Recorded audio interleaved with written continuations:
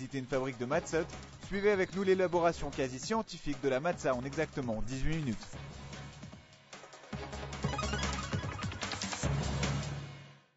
For InfoLive TV, this is Lamia Lahoud speaking to Mr. Saeb Erakat, the Palestinian chief negotiator. Mr. Erakat is commenting on the Israeli election results and what it will mean for the Palestinians. The new Israeli Prime Minister Ehud Olmert has said that he would continue with unilateral acts, meaning that he would withdraw from the West Bank unilaterally, maybe withdraw from some neighborhoods in Jerusalem, and define Israel's borders one-sidedly. What is the Palestinian reaction to that? Well, Israel must realize one thing. They need to make peace with Palestinians. And if they're going to make peace with me and my children, I just cannot sit down and watch them determine my future for me, determine what's good and what's bad for me. If they want to make peace with me, I'm offering them negotiations. If they want to dictate on me, that's another story. This will not force me or to accept anything. I really urge them to take me as a partner, an equal partner even, because I think peace to last, it requires us to feel equal. But for the Israelis to continue dictation and then seek security and peace, I found this inherently a contradiction between the two terms. And if Mr. Olmert continues with the lines of unilateralism, then I think it's going to add to the complexities and it's going to add to the escalation of the violence. But how can Israel negotiate with the Palestinians when a Hamas government now in power on the Palestinian side has said it does not want to negotiate and has carried out several terror attacks inside Israel and even threatened to destroy the state of Israel?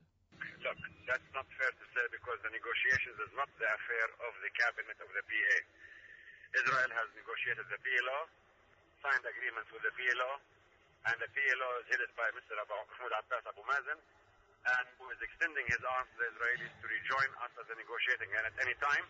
And even Mr. Haniya today said he does not object to any political move the President takes in this direction. The question, if Israel wants to resume negotiations, we stand fully ready for negotiations. There are no obstacles from our part and no conditions in Israel accepting to resume the permanent status negotiations in order to shoot for the end game and the end of conflict and the historic peace treaty, which I believe is doable. And at that moment, if we reach that, we can take it to the referendum, both people. But do you believe Hamas will allow the Palestinian Authority to negotiate with Israel? Hamas has nothing to do with this. The government, the PA, has nothing to do with the agreements. It is the PLO, and Hamas realizes this.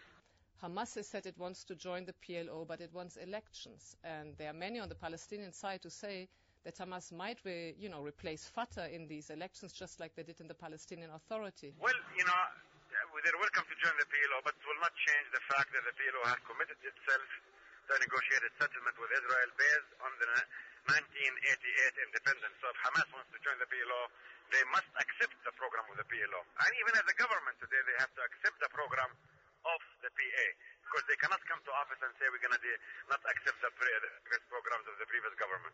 Hamas has said after the elections that it would like to impose Islamic Sharia law. Now, there are many Palestinians who don't want to live under that law. What's going to happen? They do not have the two-thirds majority to pass any laws in this direction. Don't worry, we have a strong opposition, and we're going to maintain liberties, freedom,